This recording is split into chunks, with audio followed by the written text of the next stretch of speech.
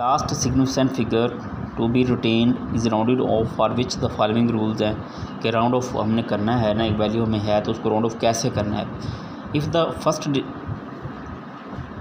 Digit dropped is less than 5, जो कि हमने पहला डिजिट है लाइक ये है ना, तो अगर वो 5 से कम हो, तो अगर हमने उसको 5 से कम हो तो इज़ लेस दैन 5, तो the last digit retain should remain unchanged, तो इसको ख़त्म कर देना है और आगे वाले में इजाफा नहीं करना, उसको वैसे ही रहने देना है।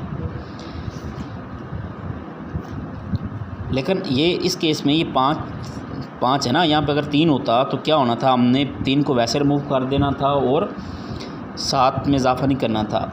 If the first digit dropped is more than 5, अगर ये डिजिट जो है ये 5 से बड़ा हो तो the digit to be round retained is increased by 1, तो अगले डिजिट में इजाफा कर देना है, फिर इसको ख़त्म कर देना है। लाइक 5 को रिमूव किया और 7 को 8 बना दिया। तो अब एक और रूल है, if the digit to be dropped is 5, अगर डिजिट 5 है वही 5, the previous digit which is to be retained is increased by 1 if it is odd, अगर ये ओड है, अगर ये हो ही 5 तो अगर वो ओड है तो ओड के लिए हमने 1 का इजाफा करना है एंड रिटेन्ड एज सच, और इवन अगर हो तो हमने अगले वाला जो मेंबर है अगर इवन हो तो फिर हमने इजाफा नहीं करना। मसलन ये हमारे पास 6 है ना, तो 6 को हमने राउंड ऑफ किया तो आगे में 1 इजाफा हुआ, 4 से 5 बन गया, अब 5 है, यहाँ पे 5 है ना, तो अब 5 से आगे हमारे पास क्या है,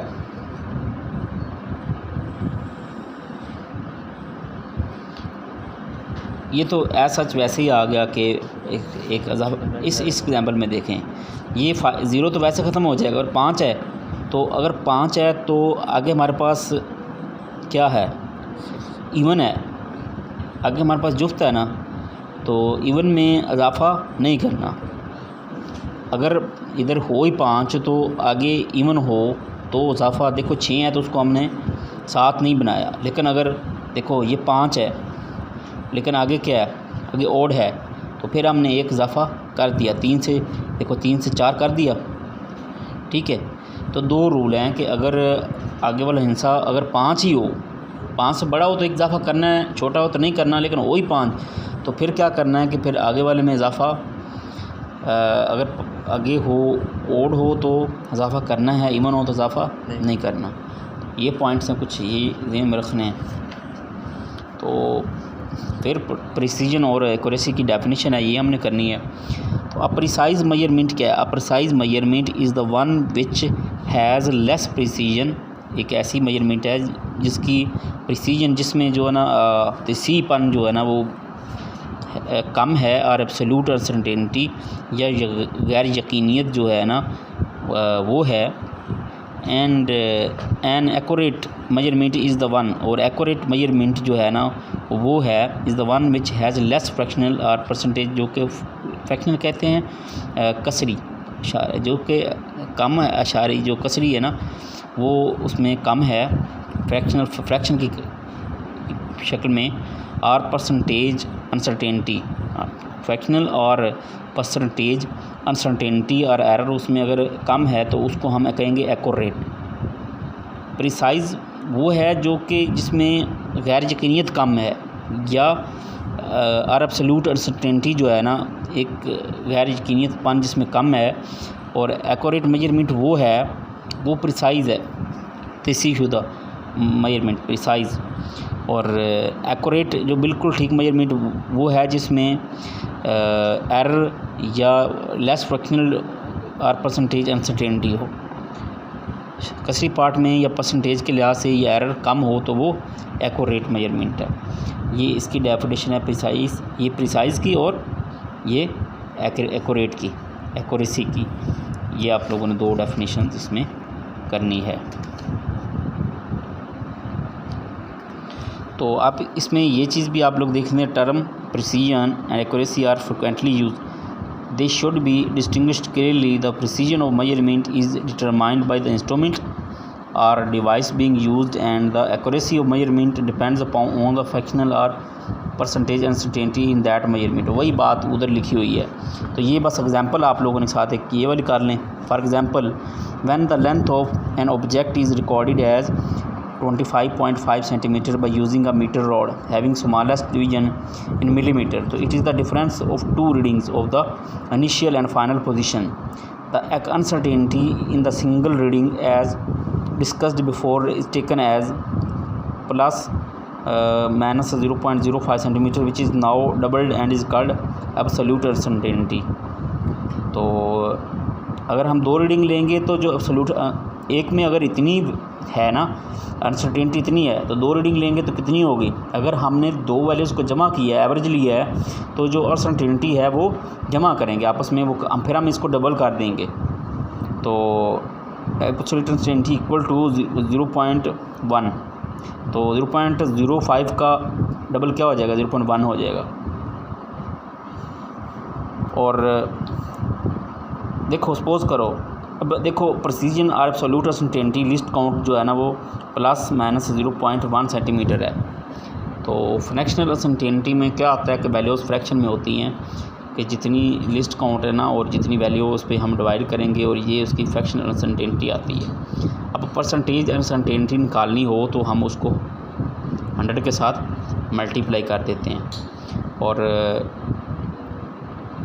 जी बस एक एग्ज़ाम्पल ज़हन में रख लेनी।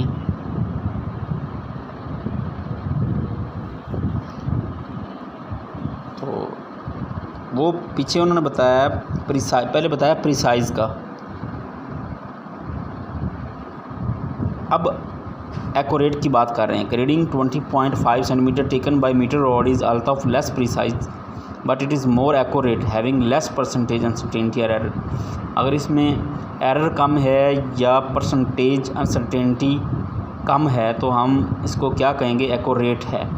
तो अब यहाँ तक इसको सॉल्व कर लें, ठीक है। ये एक शुरू वाली बात एग्जांपल बता दें कि अगर ये है तो बता के फिर आप थोड़ा सा ये वाली चीज़ बता दें, ये वाला, तो ये एग्ज़ाम्पल भी साथ हो जाएगी। तो एग्ज़ाम्पल ज़रूरी है क्योंकि एक डेफिनेशन का नंबर है और एक एग्ज़ाम्पल का नंबर है। तो प्रिसाइज और एक्यूरेसी की डेफिनेशन बड़ी इंपॉर्टेंट शॉर्ट में आती है। बाकी फॉर एडिशन एंड सब्ट्रैक्शन ये चीज़ें जो है ना ये पेपर में ऐसा सच नहीं पूछी जाती, लेकिन बस एक दफ़ा रीड कर लें ताकि आप लोगों को आइडिया हो जाए। बड़े आसान हैं ये वाले पॉइंट जो है ना, बस बेहतर है कि आप लोग फॉर एडिशन एंड सब्ट्रैक्शन एक दफ़ा रीड कर लें।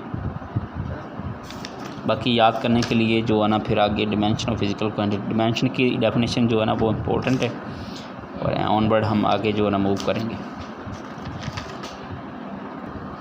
तो अब हम डायमेंशन की डेफिनेशन देखें तो each base quantity is considered are dimension denoted by, तो बेस क्वांटिटी को हम क्या कहेंगे, हम उसको डिमेंशन कह सकते हैं denoted by a specific symbol, एक स्पेसिफिक सिंबल से हम उसको डिनोट करते हैं। Written within square bracket, और स्क्वायर ब्रैकेट के अंदर लिखते हैं। आप लोगों ने एग्जांपल्स में देखी हैं, ये देखिए हम स्क्वायर ब्रैकेट में लिख रहे हैं। तो बेस क्वांटिटी से base quantity is considered as a dimension denoted by specific symbol, उनको हम स्पेसिफिक सिंबल से डिनोट करते हैं। लाइक लेंथ के लिए हम मीटर के लिए हम लेंथ यूज़ कर रहे हैं, तो बेस क्वांटिटी से हम उसको एक सिंपल से डिनोट करना है। For example different quantity such as length, breadth और डायमीटर, लाइट, ये सारी जो है ना ये हम इसमें लेंगे। Light year which are measured in metre denote the same dimension and has the dimension of length L। तो अब एग्जांपल अगर देख लें, dimensions of speed, dimension of length over dimension of time v is equal to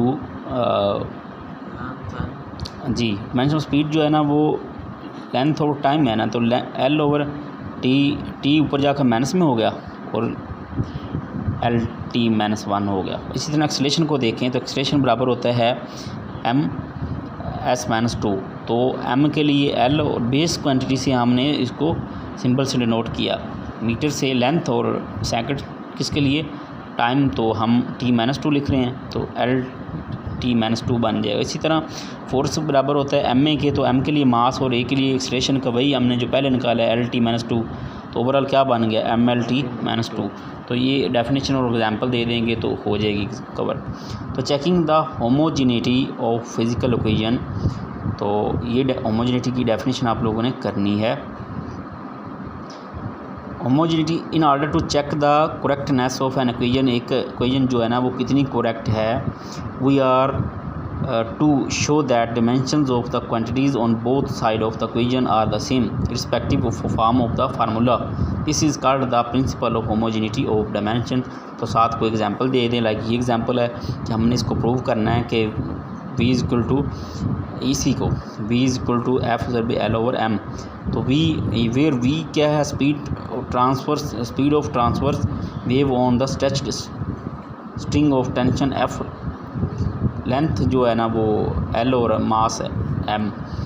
तो v की जहाँ पे dimension क्या है, लेफ़्ट साइड पे अगर देखें तो LT-1 स्पीड ms-1 होता है ना, तो LT-1 बन गया। तो अब राइट हैंड की बात करें तो f ज़रबे l ज़रबे उसी तरह m-1 की पावर, जज़र की पावर होती है 1/2। तो f के लिए ml T-2 और लेंथ के लिए मीटर और मास m पर मीटर के लिए m-1। तो ओवरऑल हमारे पास क्या है, m पॉजिटिव और नेगेटिव ये कैंसिल हो गए, और l एक इधर है और एक इधर L2 हो गया, और t जो है -2, और ओवरऑल बार क्या खड़ा है 1/2 सब का है। देखें ना बार ब्रैकेट लगाई हुई है, 1/2 सब का है, और जब अंदर मल्टीप्लाई होगा तो 2 से कैंसिल L आ गया, और 2 से कैंसिल, तो ये -2 था तो -1। तो ये मीन टू से कि जो होमोजेनिटी की प्रिंसिपल होमोजेनिटी क्या है कि हमारे पास इक्वेशन है उसको हमने चेक करना है कि क्या वो left hand side right hand side equal है। तो इक्वेशन को हम किस तरह चेक कर सकते हैं, हम उनकी दोनों साइडों पे left hand side right hand की डायमेंशन को देखेंगे। अगर डायमेंशन सेम है तो वो जो इक्वेशन है वो डायमेंशनली प्रूव्ड है, यानी कि वो करेक्ट है। तो इस तरह हम जो है ना इसको सॉल्व करेंगे। ये डेफिनेशन बेसिकली डायमेंशन की और ये डेफिनेशन करने वाली है, और यही मिसाल ही तो है और क्या।